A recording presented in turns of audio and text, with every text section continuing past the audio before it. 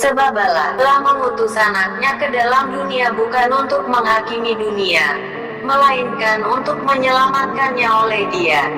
Barang siapa percaya padanya, ia tidak akan dihukum. Barang siapa tidak percaya, ia sudah berada di bawah hukuman, sebab ia tidak percaya dalam nama Anak Tunggal Allah. Yohanes 3 ayat 17-18.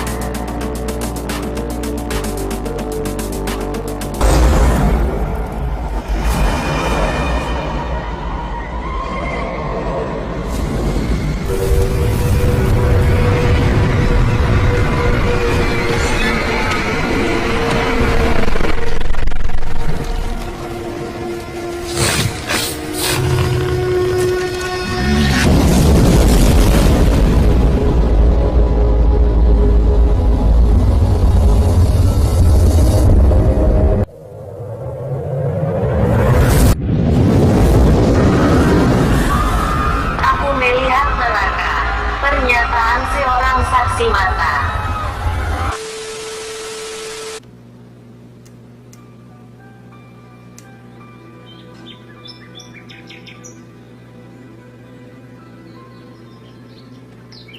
Tentu saja ada suatu akhir dari semua jadwal kesibukan kita dan janji pertemuan, atas apa yang kita kejar dan semua usaha kita. Suatu hari semuanya akan berakhir. Dan siapa yang tahu jika hari ini bisa jadi hari akhir itu? Orang yang terkaya yang pernah ada, sekali pernah bertanya dan berkata, apa gunanya manusia berusaha dengan jerih payah di bawah matahari? Aku berkata di dalam hati, mari, aku hendak menguji kegirangan, nikmatilah kesenangan. Tetapi lihat, juga itu pun sia-sia. Aku melakukan pekerjaan besar, mendirikan bagiku rumah-rumah, menanami bagiku kebun anggur.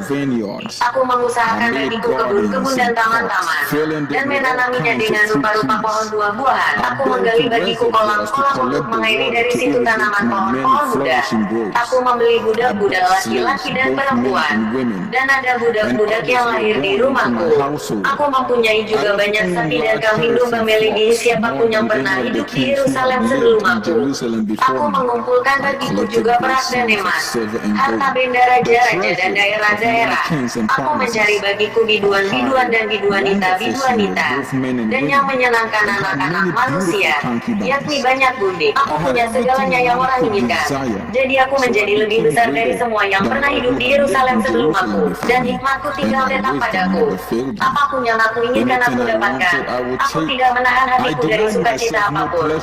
Aku bahkan mendapatkan kesenangan besar dalam jerih payahku, buah dari segala jerih payahku. Tapi setelah aku melihat pada segala yang aku bersusah payah kerjakan untuk dicapai, itu semua adalah kesia-siaan seperti menjaring angin. Tidak ada satupun yang sungguh berguna di mana saja. Salomo menyimpulkan bahwa kewajiban setiap orang adalah takut akan Allah dan berpegang pada perintahnya. Karena Allah akan membawa setiap perbuatan ke pengadilan, termasuk setiap hal rahasia, entah itu baik entah itu jahat. Sahabat-sahabatku, janganlah takut terhadap mereka yang dapat membunuh tubuhmu. Mereka tidak dapat berbuat apa-apa lagi setelah itu. Aku akan tunjukkan padamu siapa yang harus kamu takuti. Takutilah Tuhan, yang mempunyai kuasa untuk membunuhmu dan melemparmu ke neraka. Ya, takutilah Dia. Hai, nama saya Koku Kiampi, juga dikenal sebagai Barnabas. Aku lahir di Ghana, Afrika Barat, khususnya di Sunyani, berada di daerah Brong Ahafo. Cerita saya adalah suatu bukti yang jelas tentang sungguh betapa dalam dan lebarnya kasih Tuhan itu. Itu berbicara tentang persis seperti Bapa kita di surga rela lakukan. Jadi kamu bisa membuat keputusan pemberitahuan dan mencegah jiwamu ke neraka dengan memeluk kasih-Nya yang nyata. Sekarang kau harus mengerti, tidak ada gambar, video atau perkataan yang dapat menjelaskan atau pantas pada kenyataan yang aku lihat di neraka. Apapun yang kau lihat dan dengar dalam video ini, bahkan tidak mendekati pada pengalaman sebenarnya. Ini dibuat supaya kau bisa tahu bahwa kematian hanyalah awalnya, dan bahwa ada kehidupan setelah kau menarik napas terakhir.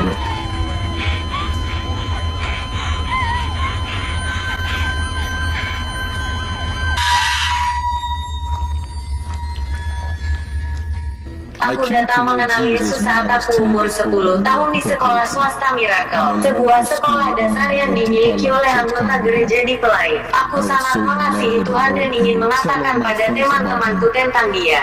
Guru saya yang mengatakan tentang Yesus selalu sering mengadakan kelas pengajaran Alkitab menjelang akhir kelas. Aku dulu seorang bayi Kristen, dan aku sangat lapar terhadap hal-hal tentang Tuhan. Saat sekolah ini ditutup dan dibuka kembali setelah libur musim panas, aku berpindah ke kelas berikutnya dan memiliki guru yang berbeda. Aku dapati kemudian bahwa guru saya sebelumnya juga telah meninggalkan sekolah ini. Dan tanpa pelajaran Alkitab tetap aku mendapati diriku berteman dengan teman-teman yang jahat. Aku berakhir kehilangan imanku karena pengaruh buruk mereka. Ibuku punya toko bahan makanan kecil atau toko persediaan di pinggir jalan, sekitar 3 menit berjalan jauh dari sekolah saya. Di suatu sore yang sangat mengejutkan saya, aku melihat guru pengasuh saya ini mengendarai sepeda saat dia melewati toko kami. Dia memanggil aku hanya berkata halo, dan sungguh bagaimana aku dulu tertahan dalam iman. Tanpa takut aku mulai mengarang cerita. Beberapa dari teman saya yang ada di dekat mendengar percakapan kami dan meneriakkan, "Pembohong, pembohong, dia bukan orang Kristen, dia salah satu dari anak yang jahat." Guru saya mendengar perkataan mereka dan berkata padaku, "Aku tidak tahu apa yang mereka katakan adalah benar atau salah, tapi ketahuilah ini bahwa saat kau berdiri di hadapan Tuhan untuk memberikan pertanggungjawaban atas hidupmu, kau akan ada di sana hanya dirimu sendiri. Tidak ada anggota keluargamu atau temanmu akan ada di sana untuk membelamu. Hidup adalah terlalu singkat untuk bermain permainan dengan masa depan kekalmu. Berhati-hatilah bagaimana cara kau hidup karena kau akan memberikan suatu pertanggungjawaban untuk itu." Percakapan itu mengejutkan aku, dan aku sungguh percaya bahwa dia berdoa untuk aku. Setelah itu, karena itu tidak terlalu lama setelah aku bertemu dengan dia hingga aku mendapatkan pengalaman ini. Aku dulu sekitar umur 11 tahun, aku pergi tidur seperti biasanya di suatu malam Sabtu di tahun 1994. Namun apa yang terjadi selanjutnya menjelang pagi adalah sama sekali tidak biasa.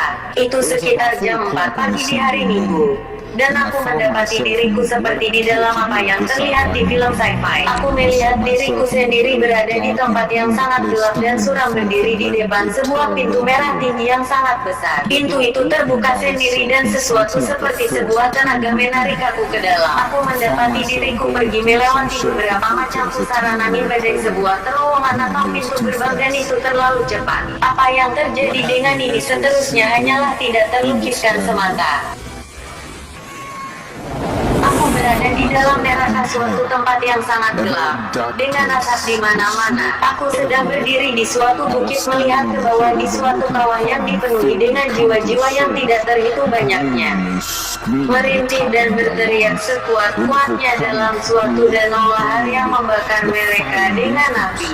Sekarang saat aku berdiri di sana mencoba untuk mencari tahu di mana aku, bagaimana aku ada di sini dan kenapa, aku mendengar suatu suara di belakang aku berkata padaku, "Pergilah ke depan dan melihatlah lebih dekat." Saat aku maju lebih dekat, kekuatan dari ketakutan yang melumpuhkan mencengkeram aku dengan kengerian. Itu adalah apa yang Ricky Baxter dalam kesaksiannya pewahyuan Tuhan tentang neraka terakhir menegaskan berada di perut neraka. Teriakannya mengerikan dan kertakan gigi dari jiwa-jiwa yang terperangkap dalam siksaan kekal memenuhi udara. Neraka itu besar dan ada begitu banyak bagian, dan tingkatan penyiksaan adalah ditentukan oleh apa yang orang buat di bumi. Jiwa-jiwa di bagian neraka ini berbentuk garis. Aku tidak tahu apakah mereka baru saja tiba dari bumi atau itu telah menjadi kebiasaan normal di sana. Tetapi ketakutan dan tanpa harapan yang tidak terbayangkan tempat mereka tinggal. Wajah orang itu sangat menyedihkan. Mereka terlihat sengsara dan kotor, sangat kesepian, tak berdaya dan terlantar. Di depan pada akhir kedua itu aku menyebut altar perang. Di sekitar altar ini adalah tempat penyimpan senjata mengerikan dan peralatan untuk penyiksaan. Orang itu kelihatan penat dan sengsara. Mereka tidak ada kekuatan, tapi mereka dipaksa untuk terus bergerak. Bagaimana itu mungkin, hanya Tuhan yang tahu. Aku melihat suatu siklus yang tiada henti dari kesakitan yang tidak tertahankan dan penyiksaan, bersiap untuk terus melakukan aturan dan perintah dari makhluk setan gelap yang suka mengolok-olok ini. Kira-kira tingginya sekitar 20-50 kaki atau lebih. Suara kesakitan dari rasa sakit dari jiwa-jiwa yang hilang ini adalah hampir seperti tembakan musik di telinga. Setan-setan ini mendapatkan banyak kesenangan dari kesakitan dari jiwa-jiwa ini.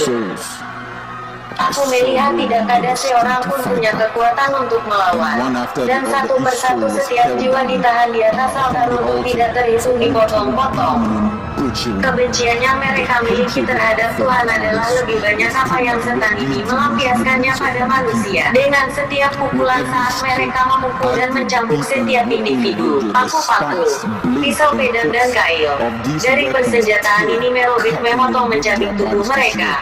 Mencabik seperti seekor mangsa dalam cengkraman singa yang lapar. Dan saat mereka selesai dengan satu orang, setan mengangkatnya ke atas dan melemparkan dia ke dalam api dan melanjutkan pada orang berikutnya. Tidak ada akhir dari mimpi buruk ini, dan penyiksaan itu untuk selamanya. Hatiku sangat hancur tentang mereka. Saat aku melihat ketakutan dan dengan air mata mengalir di pipiku, malaikat yang ditugaskan untuk tugas ini berbicara dari belakang dan berkata, "Disinilah di mana kau akan berakhir tanpa Yesus. Tanpa Tuhan sebagai Tuhan atas hidupmu, kau akan terhilang seperti mereka." Dengan itu aku terbangun dengan penuh kekhawatiran dan tidak dapat bergerak. Ini adalah perjumpaan besar saya dari mendapatkan kesempatan kedua lagi untuk hidup kekal. Sesuatu yang semua orang di neraka tidak pernah dapatkan. Yesus berkata, "Akulah jalan, kebenaran, dan hidup. Tidak ada seorang pun yang datang pada Bapa kalau tidak melalui aku." Hanya satu jalan menuju ke Gedung Putih. Dan tanpa memperhatikan pilihan, jika kau menolak untuk berjalan di Jalan Raya 1600 Pennsylvania Barat Road di Washington DC, kau bisa lupakan ke Gedung Putih. Dengan cara yang sama untuk pergi kepada Tuhan, jalan yang menuju kepada Bapa adalah satu jalan yang bernama Yesus. Kau bisa memilih jalan perbuatan baik, perubahan tingkah laku atau agama. Apakah itu agama Buddha, agama Islam, agama Hindu, agama Saintologi, agama New Age, agama Yahudi, Bahau, Keitao, Sinto, atau bahkan agama Kristen, dan tetap tidak sampai pada Bapa. Hanya mereka yang telah menaruh kepercayaan mereka dalam Yesus Kristus akan melihat Bapa. Kau mungkin bertanya, bagaimana bisa Tuhan yang pengasih mengiring seorang yang baik ke neraka? Dia tidak begitu. Dia telah menciptakan setiap orang dengan punya kehendak dan telah memberikan mereka kebebasan untuk memilih kepada Tuhan atau melawan Dia. Berdasarkan pada Matius 25 ayat 41, Yesus berkata, "Neraka dirancang untuk iblis dan malaikatnya." Akan tetapi setiap orang yang memilih untuk tidak punya hubungan dengan Tuhan, menolak surga dan segala tentang Tuhan. Bayangkan menemukan rumah yang paling mahal di dalam negara dan mengetuk di pintu mereka dan berkata, "Permisi, aku pindah ke rumah ini karena aku orang baik." Apa yang kau pikir mereka akan katakan padamu? Mereka akan melakukan salah satu, memanggil polisi atau mengusirmu dari tempat mereka dengan senjata. Kenapa? Karena mereka tidak mengenalmu, kau tidak punya hubungan dengan mereka. Inilah apa yang terjadi. Orang menjalani seumur hidup mereka tidak ingin ada hubungan dengan Tuhan. Mereka menolak Yesus sebagai anak Allah yang Dia katakan hanya jalan satu-satunya pergi ke rumah Bapa. Dan di akhir hidup mereka datang mengetuk di rumah Tuhan berkata, "Permisi Tuhan, aku pindah ke rumah ini karena aku orang baik." Baik tidak ada hubungannya dengan itu. Tidak ada hubungan. Masuk ke surga bukanlah berdasarkan pada baik atau jahat. Itu berdasarkan pada hubungan. Kau harus mengerti, bukan setiap orang adalah anak Tuhan. Dia bisa jadi penciptamu, tapi jika kau tidak menerima Yesus Kristus ke dalam hatimu sebagai Tuhan secara pribadi dan juru selamat, kau bukan bagian dari keluarga Allah. Saya kembali lagi membaktikan diri saya kepada Yesus setelah perjumpaan ini. Bukan karena takut neraka. Itu bukan tentang mendapatkan asuransi kebakaran. Tidak jauh dari itu. Apa yang aku lihat adalah hati dari Bapakku. Dan seberapa banyak Dia mengasihi aku. Dia tidak ingin menjadi terpisah dari aku selamanya. Setiap kesempatan untuk menerima Kristus, jika tidak diambil, akan datang membunuh dan mengejek jiwamu sepanjang kekekalan. Banyak orang yang ada di neraka hari ini menunda keselamatan mereka. Berpikir mereka punya lebih banyak waktu. Sedangkan kamu tidak tahu apa yang akan terjadi besok. Apakah arti hidupmu? Hidupmu itu sama seperti uap yang sebentar saja kelihatan lalu lenyap. Tidak ada sama sekali kesenangan di neraka.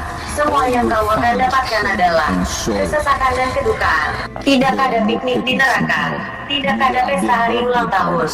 Tidak ada konser, reuni keluarga, liburan, hari libur, pernikahan, atau hari jadi. Semua hal yang sangat menyenangkan yang kau terima. Tidak ada apapun yang kau dapat dalam hidup ini akan berarti. Semua gelarmu, rumah, mobil, popularitas, pujian, dan koneksi dengan orang terkemuka masyarakat semuanya akan lenyap. Hidup tanpa Kristus sungguh tidak ada artinya. Ketahuilah ini Yesus Kristus datang ke dunia ini dan membayar harga untuk dosa, bahwa semua orang melalui Dia bisa diselamatkan. Dia benar-benar dan menurut hukum menanggung dosa-dosaku dan dosa-dosamu. Dosa pembohong, nafsu birahi, pezina, pembunuh, penista, dan hal kecil yang melawan Tuhan. Dan akibatnya menderita penghukuman dari itu menggantikan posisi kita, bahkan mati dan pergi ke neraka. Jangan keraskan hatimu, datanglah pada Yesus untuk keselamatan. Seperti yang aku lakukan. Ini mungkin kesempatanmu yang terakhir. Jika kau ingin menerima Yesus Kristus sebagai Tuhan dan Juru Selamat pribadimu, mari berdoa ini dengan saya. Bapa di sorga, aku mengaku bahwa aku orang pendosa dan membutuhkan pengampunanmu. Terima kasih telah mengirim putramu Yesus untuk mati di kayu salib untuk dosaku, berdasarkan kitab suci. Dan aku berterima kasih karena telah membangkitkan Dia dari kematian. Tuhan Yesus, aku menerimamu dalam hidupku hari ini sebagai Tuhan dan Juru Selamat pribadi. Ampunilah dosa-dosaku, cuci aku dan bersihkan aku dengan darah-Mu. Bebaskan aku, Tuhan Yesus. Terima kasih telah mati bagiku. Aku percaya Kau telah bangkit dari kematian dan bahwa Kau akan kembali lagi untuk aku. Penuhi aku dengan Roh Kudus-Mu. Berikan aku hasrat untuk yang hilang. Lamparakan hal-hal dari Tuhan dan keberanian untuk memberitakan Injil Yesus Kristus. Aku diselamatkan. Aku lahir baru. Aku diampuni. Aku sedang dalam perjalanan ke surga. Karena aku punya Yesus di dalam hatiku. Terima kasih Bapa. Dalam nama Yesus yang berkuasa, amin. Selamat datang di keluarga Allah.